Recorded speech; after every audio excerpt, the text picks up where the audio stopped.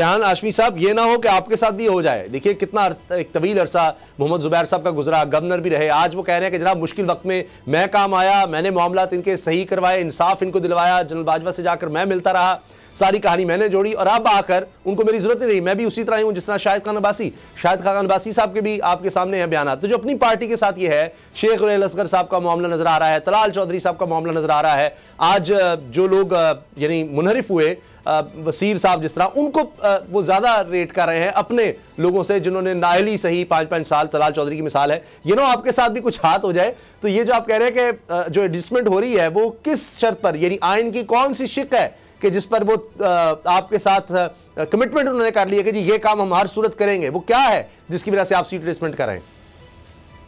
मैं 3 हिस्सों में इसको डिवाइड करूंगा। पहली चीज तो ये कि देखें, जुबैर साहब गवर्नर रह चुके हैं मुस्लिम लीग के नामजद, और जब स्टेट की रिस्पॉन्सिबिलिटी दी जाती है तो पार्टी डिसओन कर देती है। डिसओन का लफ्ज इस्तेमाल कर लें या पॉलिटिक्स से अलहदा होना पड़ता है, नॉन पॉलिटिकल फिगर बनकर फिर वो गवर्नर की अहलियत रखता है, कोई भी शख्सियत हो।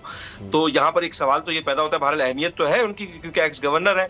अब वो मीडिएशन का जो किरदार अदा कर रहे थे और किस हद तक किया, वो क्राइसिस के दौर में किसी भी पॉलिटिकल पार्टी के लिए जो वर्कर्स जो फाल किरदार अदा करते हैं तो यकीनन उनकी एक अहमियत होती है, और वो अगर कोई डायलॉग के जरिए कर रहे हैं तो वो पॉलिटिकल पार्टी का इंटरनल मसला है। जहां तक हाथ हो जाने की बात है तो एमक्यूएम पाकिस्तान के साथ तो पिछले 3 दिहाइयों के साथ हाथ ही हो रहा है, और हर पार्टी ने आपको धोखा ही दिया है।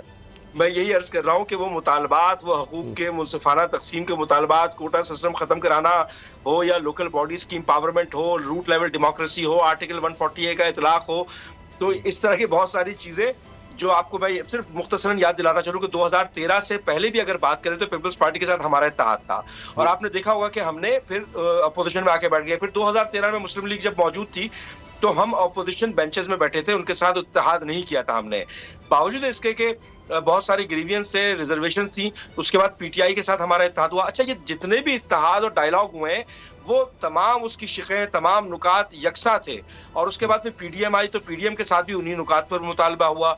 और आज भी जो मुस्लिम लीग नून के साथ मुफाहमती अमल जो आगे बढ़ चुका है उसके भी नुकात यही है कि जनाब, क्योंकि अर्बन एरियाज को सिंध के पिछले 8-10 सालों से प्रोविंशियल फाइनेंस कमीशन की रकम नहीं दी जा रही, जो कि इनका हक बनता है, जो खरबों रुपए है, जो हम समझते हैं कि पीपल्स पार्टी की 15 साल इख्तिदार में उन्होंने अपने हाथ में मरकूज रखा। 18वीं तरमीम को उसकी रूह के मुताबिक उस पर अमल दरामद नहीं किया गया। सूबे ने अपने तमाम वसाइल, इख्तियारात और डिपार्टमेंट्स अपने हाथ में रखे, मरकूज रखे, तो उसकी वजह से इफेक्ट जो हुआ, इम्पैक्ट जो हुआ निचली सतह पर कि कराची में, अर्बन एरियाज में जो उसको रिफ्लेक्ट होना था, जो पैसे कराची वाले अमूमी तौर पर टैक्स की मद में दे रहे होते हैं वफाक को, और वफाक जब सूबे को देता है तो सूबा अपने हाथ में रख लेता है। रेहान साहब, ये 5 साल तो नून लीग ने किया नहीं, इस पर सोचा भी नहीं उन्होंने अपनी वफाकी हुकूमत में 13 से लेकर 18 तक। हाँ, तो वो रिकॉर्ड पे भी मौजूद है हमारी जो गुफ्तगू है, बातचीत है, तो उन्होंने ग्रीन लाइन का मंसूबा दिया। फिर उसके बाद हमने कुछ प्रपोजल्स दिए थे तो उस पर ब्रिजेस वगैरह बनाए। K4 का मंसूबा मैं खुद, क्योंकि उस असेंबली में मौजूद था, तो ये मैकेनिज्म तय हुआ था कि 50% वफाक उसको बेयर करेगा और 50% पानी के उस मंसूबे को सूबा देखेगा, नहीं पीपल्स पार्टी। बदकिस्मती से जो मेरे पास इंफॉर्मेशन है वो सूबा बैक हो गया, और सूबे के पीछे हो जाने की वजह से वो मंसूबा ना सिर्फ उसकी कॉस्ट बढ़ गई बल्कि वफाक भी कुछ नहीं कर सका।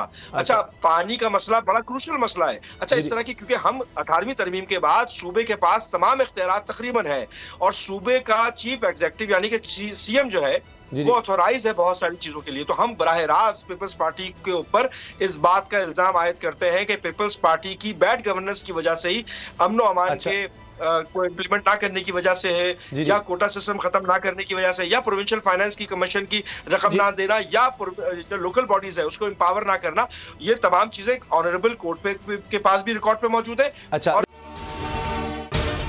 अगर आपको ये वीडियो पसंद आई तो सब्सक्राइब करें और बेल पर क्लिक करें।